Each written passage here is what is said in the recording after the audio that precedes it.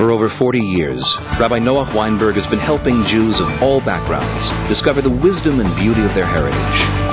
Rabbi Noach was born and raised in New York City. He studied at Johns Hopkins and Loyola Universities and received his rabbinical ordination at the Ner Yisrael Rabbinical College in Baltimore. Today, he resides with his Rebbitzin in the heart of Jerusalem. With his trademark warmth, wisdom, and love for all people, Rabbi Noach has become everyone's rabbi, touching the hearts of Jews from all walks of life across the globe.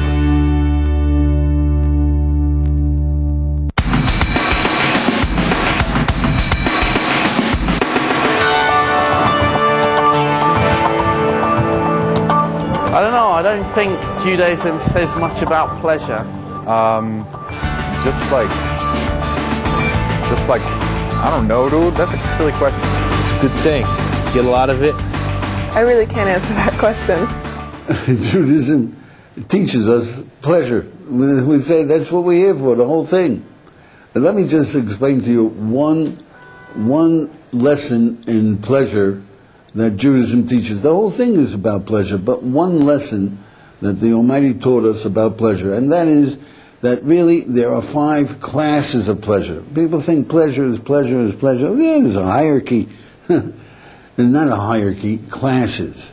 So if you want to understand what classes are about, if you've taken an international flight, you know, in any international flight, they have first class. First class. What do they call it? Everybody's got a booth that says first class, premier class.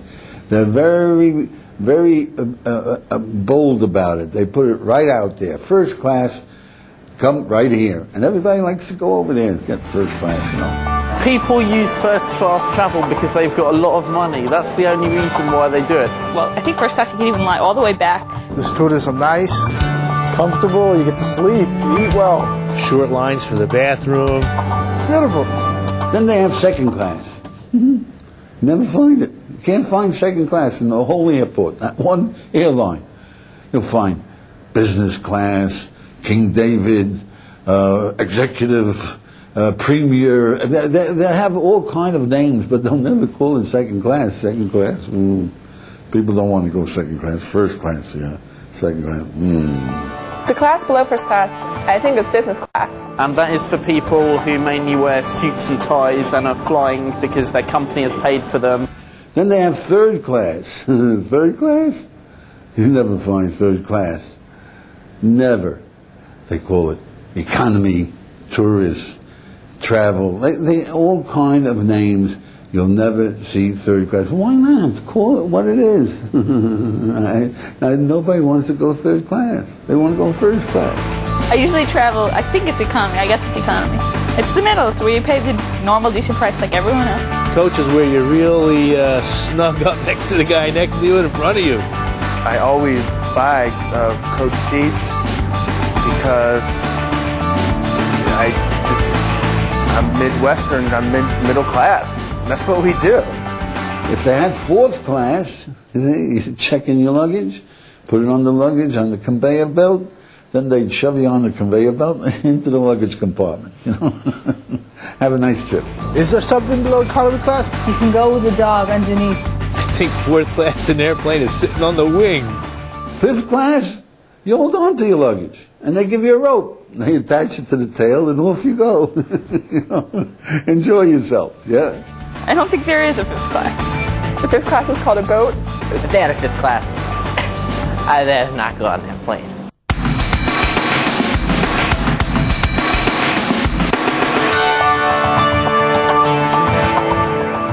So there are 5 classes of pleasure. You know what fifth class pleasure is? That's what most human beings will call pleasure. And don't get me wrong, it's really pleasure. It's really pleasure, like beautiful house, a yacht, skiing, first class restaurant, music, car, beautiful paintings. A cup of scotch with some ice cubes. Pizza, beer, playing basketball. Go rollerblading, ride a bike, shopping. Jeeping. I love playing basketball. I love swimming. Going to a football match. Ice cream and pizza makes me really happy. Pizza? ice cream, donuts. Pizza bagels, macaroni and cheese, chopped liver. Watching movies, great movie. I love my car. Yeah, you know, all this good stuff. We want it for our children, we want it for ourselves. So why do you call it fifth class? How's that a rope? Because it's not enough, it's a hassle. So that means that fifth class pleasure, no matter how much you got, is like holding on to a rope. If you let go, cocaine, suicide, mental illness, anger, misery, depression, and it's all with holding on, and it's just too much. It's a hassle.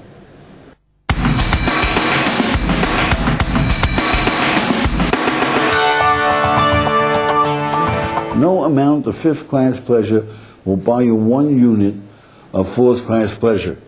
And you say to yourself, come on, where is this? You knew it all along. The angel taught you. Every human being knows this. Every human being enjoys it. Yeah? So what is it? Articulate. What is it? Children. Love. I have 2 girls, and I'm very close to them, and I love them a lot, and we do a lot of things together. I had a very special relationship with my dog, Poncho. Probably one of the best relationships that I ever had is the relationship that I had with my cat. And I had my cat for 15 years. And I love that cat so much. I miss that cat. 15 years. One day he just left. And my little baby tossing her up and down on the bed and teaching her little songs. Now, if I offer a man who loves his children, look, there are people who hate their children, people who exploit their children, people who sell their children, people who beat their children, people who kill their children, psychopaths. But if you come to a man who loves his children, or a woman, a man or a woman who loves his children, you offer him $100 million for one of your kids. He's got 10 kids, yeah? $100 million, nothing will happen to him. He'll just move to China. He'll never see him again the rest of his life, yeah? Family, they won't take it. $100 million, he's not going to take it. There's no price to life. It's priceless. No, I would never give up a child of mine for $100 million. If somebody would give me all the money in the world, I wanted to take it. You know, $100 million, you can buy a heck of a lot of fifth-class pleasure, but it's just not in the same league. Fourth-class pleasure is much more. Then why don't people spend more time? Why don't they enjoy it? Let me ask you, if you wanted to spend the time, what would you do? See, in the old days, people would kvel. That's a Jewish expression. They just sit and look at their children playing and just take pleasure in it. Or sit and watch their grandchildren and take pleasure kveling, just looking at them. Today, you know what people kvel about? He buys a new Porsche. Ooh, look at those lines. Wow, look at... he's kveling. But very few kvel with their children. Maybe once in a while it hits them. You see, the reason they don't take more time and enjoy this fantastic pleasure of love of children and of other people. You love your father, don't you? You love your mother. Yeah, take pleasure. It's a pleasure. It's fourth class. They don't know how. They got to learn how. But that's a different set of instructions. We're not going to talk about that. But you know, love is a very powerful pleasure.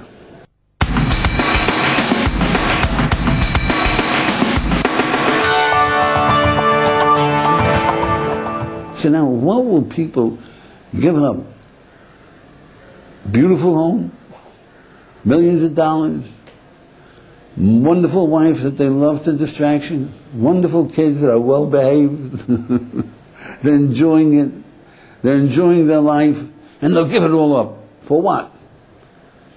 You will too. Every human being does. Every human being is willing to give up all of this to be good. Now, for Westerners, to be good is, I say to them, tell me, would you kill 1,000 innocent children to save your life? If they say either you kill those kids or we kill you, they're not attacking you, they're just hostages. And they say either you kill them, he has a knife, go kill him, or give you a pistol, makes it easier. Kill them or you're dead. You have a wonderful wife, you have wonderful kids, you have a wonderful business, you travel around the world, you have vacation homes, you love skiing.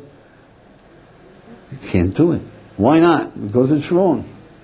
Did you ever do anything wrong in your life? Yeah, sure. But this is too wrong.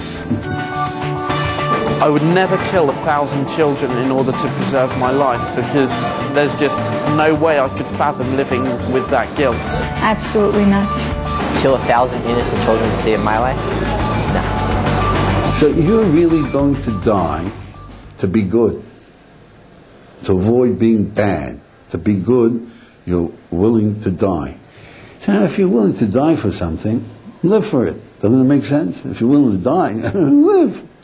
And if you're willing to die and live for something, you're a darn fool if you don't learn how to enjoy it. You see, in each one of these categories, you've got to learn how to enjoy it.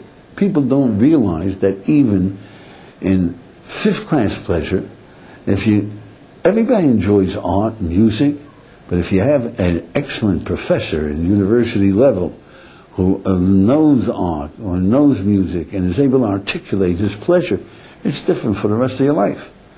If you go to the right university, then you have in Columbia University, they give you 3 credits for wine tasting. Wine tasting. I mean, you like wine, you like wine. No. If you have a lush for a professor who really appreciates wine and knows how to drink it, yeah, he can enhance your wine for the rest of your life. So you got to learn how to enjoy love. You got to learn how to enjoy good. We'd go to an old age home every week on a Wednesday morning for 2 hours and just speak to the old people, help them in their everyday lives, cut their food for them, make their tea. And this made me feel really good every time I left that place, because I knew that I had managed to put a smile on their face once a week. It gave them something to look forward to. And not only did it make them happy, but it made me really happy. I one time went to a girl I went to high school with. I went to her father's funeral, and I hadn't seen her in years, and when she saw me she cried because she was really happy I was there, and I felt good that I got up and went because it meant something to her. A few weeks ago I helped my chum move his apartment. There was a lot of stuff. We made like 5 trips. It was a lot of work, and I felt really good afterwards because he needed my help. I have this girl, she's 16 years old, and she's adopted by this family, and this family are not interested in continuing watching her, and she was basically in the streets, and we just found her a nice school to go to, and in the weekend she comes over to us, and it makes us very happy that we can help somebody. So we'll give you one lesson in how to enjoy being good. There's a lot more to learn, you understand. This isn't worth 3 credits. It's just a hint, yeah? So imagine you're visiting New York City. If anybody knows about New York City, there's a very famous circle line that goes around Manhattan. It's a beautiful ride. You see the scenery. It's beautiful. Everybody loves it. The fact is that it travels on the East River. The East River is one of the most polluted rivers in the whole world. You see, all Manhattan, big Manhattan, flushes into the East River, and a good part of Brooklyn. You don't want to look at the water too closely. But when you're in the boat, it's high above the water, and the boat is splashing, it's a beautiful day, you're enjoying it. This fella's leaning over too far. There's a guy there, and he's leaning over too far, and he falls in. He looks straight into your eyes, and you're there. There's nobody else there. There's nobody else there. There's no life preservers. Nobody can get to help. He looks straight into your eyes, and he says, "I'm drowning. Give me my last chance. Gog, I'm drowning." And you know how to swim. You're going to go in after him? Let's hope you say yes. Okay, so you go in after him. So pardon me, the first thing that hits you is something that comes out of one of those, guaranteed you throw up. You throw up, you're miserable, yeah?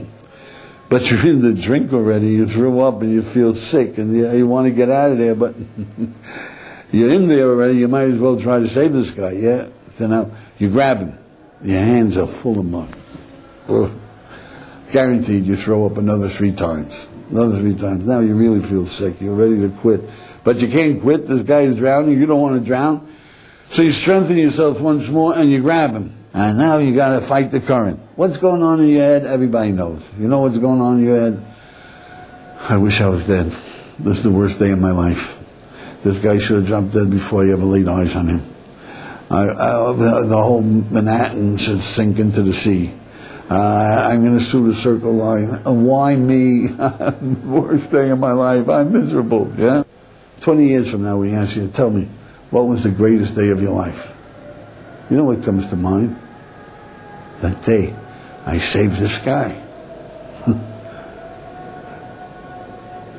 Now, I want you to focus on this. And I threw up 4 times. But what are you so excited about? Did you ever throw up? I mean, until this happened, did you ever throw up? Somebody asks you, tell me about it. You say, who the hell wants to tell you about it? Now you tell me you threw up. What are you so excited about? I stuck it out. I'm a good man. And you know what? He tried to kill me. What the heck are you excited about? The guy tried to kill you. I stuck it out. I'm a good man. You want to meet him? You see, the first lesson is that in order to enjoy being good, do it after the fact. You know, after every day, think about what you did because you wanted to be good and enjoy being good. While you're doing it, it takes a real professional to enjoy being good.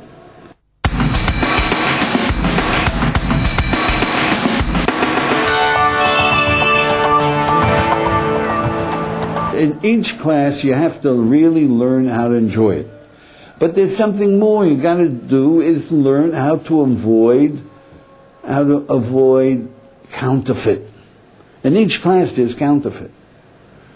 In 5th class pleasure, the counterfeit is lust. The lust of women, you know, they think they're going to have great pleasure and they feel dirty afterwards, no good.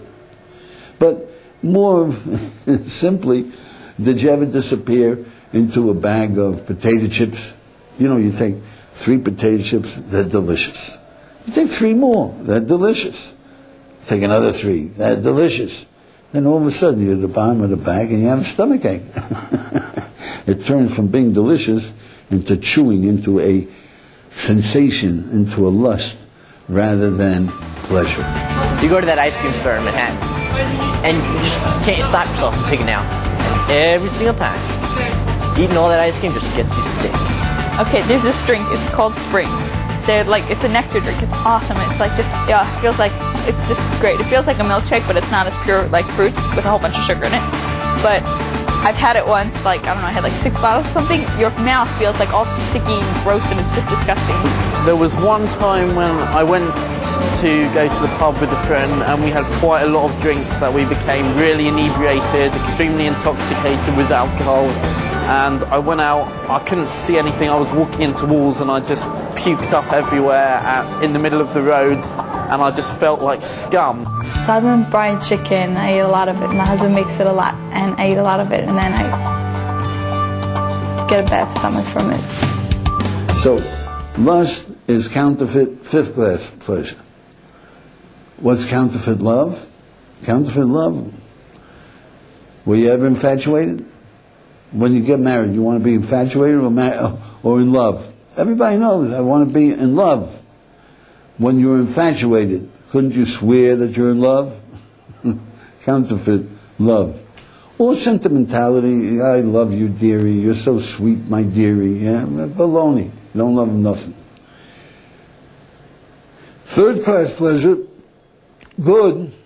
Everybody's killing themselves to be good. You know what they're doing? Success, the counterfeit. They feel, if I'm successful, I'm a good man. If I'm a failure, I can't live. I'm a bum. I'm no good. And everybody knows that you can be very successful and be a cutthroat, murderer, pig. Yeah?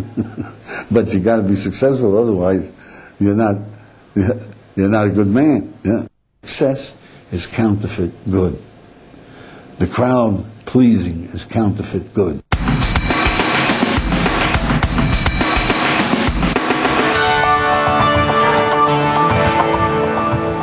Second class pleasure, most people recognize it by the counterfeit. They don't know it for itself. By the counterfeit, they say, oh, now I understand. So, what will people kill millions, not thousands, but millions of their compatriots, of their own citizens, in order to get what? Everybody knows it's power. We had a Hitler, we had a Stalin, we had a Paul Knott, Idi Amin, and in history you had a Genghis Khan, you had a Nero, you had Caligula. If you know your history, King Herod, Howard, he killed his own children, he killed his wife for power. Power makes sick. If they weren't running the country, all these people would have been locked up in an insane asylum, because it's the counterfeit. It really doesn't satisfy. It just makes them sick. Yeah. But what's the real thing? What did they think they were getting? Every one of them thought they were going to create something new, a new world. Yeah. And we know that if we could create a new world, if we could create, there would be more than anything. How can you compare any of the other things to this, the creation? So it is smaller creation. When I was 17, I finished my first novel called The Figurehead, and the pleasure I attained from it was that I managed to achieve something. I completed a task which I was so proud of. I once created this monster out of clay. It wasn't really a monster. I wanted it to be a rhinoceros. I mean, I thought it was a rhinoceros, and nobody else could recognize it as a rhinoceros, but I gave it to my mother for her birthday. And I just enjoyed making it and giving it to her. And I love to cook. I play the bass, I enjoy playing the bass, and you just connect with people through music. Probably the most creative pleasure I have, honestly, is seeing myself develop. How lots of times I reminisce about the past of when I was like 5 years old, 6 years old, growing up, and I reminisce a lot about my past, and I see how I've changed and how I've developed. I'm a dancer, and I also am a singer, and I also draw a lot. So I like to express myself in all those different ways. Dancing, you can use different types of music to express all your different emotions, as well as singing, where you can really express your soul. In Judaism, we say creation. The essence of creation is wisdom. If you know the 5 levels of pleasure, you've created yourself. You've created a human being. Instead of being tied to physical, material pleasure, you know that you can learn how to love, and you can be free with it all the time. And then you know why you want to be successful. You can try other ways of being good that are more meaningful and learn to enjoy it. If you have wisdom, the very least you can do is create a beautiful world for yourself and for your children, by teaching them how to have pleasure, by teaching them to concentrate on love, by teaching them how to enjoy being good, not to fight it, by teaching, I mean, you know that this is a world of splendor that you can share with your children and with the ones you love.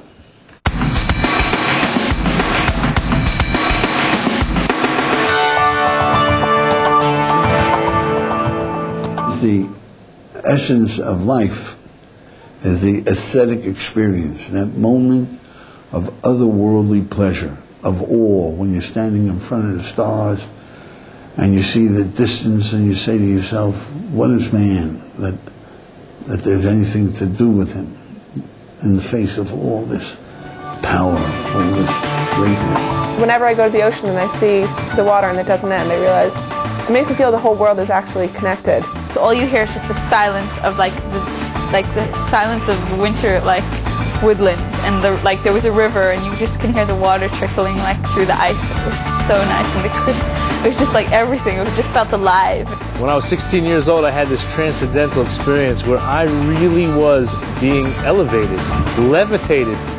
I was in the hands of the Almighty, creator of the universe. I was floating, and I felt like I was in His hands.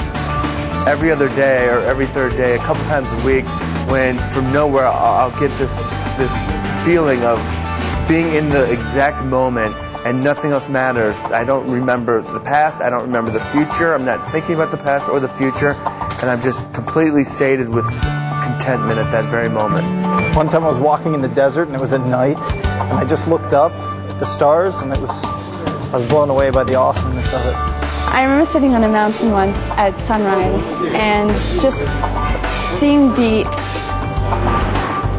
eternal power of this huge star and the beauty of it.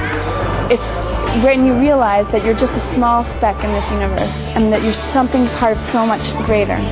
Well, when you see a beautiful sunset and like a window opens up and you see otherworldly beauty, a piece of music, and it just sends your soul out of your body. It's transitory, it's a minute. That's because you don't know how to hold on to it. In Judaism we say it's love of God. A window opened up and for a moment you saw His power, you saw His beauty, you saw His harmony. And it's otherworldly pleasure.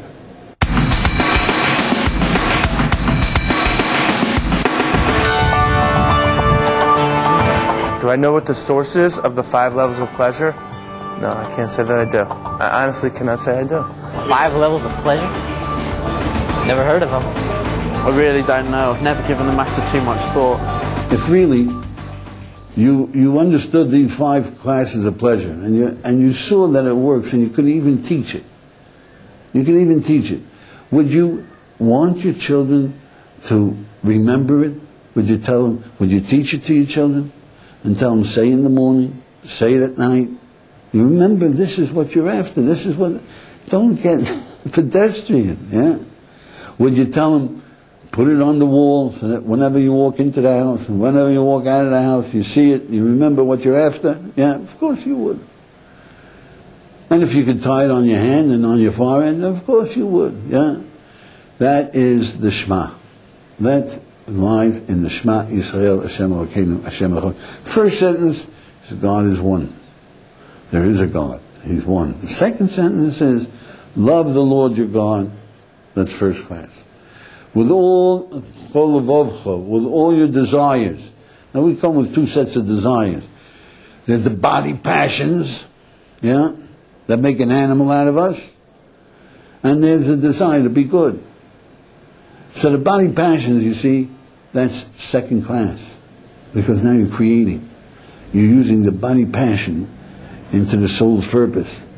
You see, we're not really alive until we're outraged by injustice. Outraged. All the people in the world, they say, big deal, you know, it's terrible the way things are going, bad babies. And if you're outraged, you do something about it. We're not really alive until we lust for life. We lust. We got to understand life is beautiful. Everybody knows. You know that life is gorgeous. How? I got to find out. Come on, learn how. But that is second class pleasure, when you got your body passion into your soul's purpose. Third class pleasure is the desire to be good. Everybody wants to be good. Fourth class pleasure is with all your life. In Judaism we say we're all one. Every human being in this planet is one. Love every one of them. You can. They're all lovable. Except the guys who are trying to kill you. I mean, that's a separate story, yeah? Fifth class pleasure is b'chol meodecha, all your possessions. That's physical, material pleasure. These are the 5 classes of pleasure. The Almighty says, say it in the morning, say it at night, teach it to your children, discuss it while you're walking down the street, put it on your mezuzah, look at it when you're going out of the doors, indoors. Live with it, my friend. My children, this is what you were created for. Pleasure, but first class. My greatest pleasure in life. Living. Giving to people makes me happy. Kids make me happy. Going to a movie, hanging out with friends. My son, 7-year-old, I just love doing home with him. If you have any questions or any comments, anything at all, we're interested. Please call.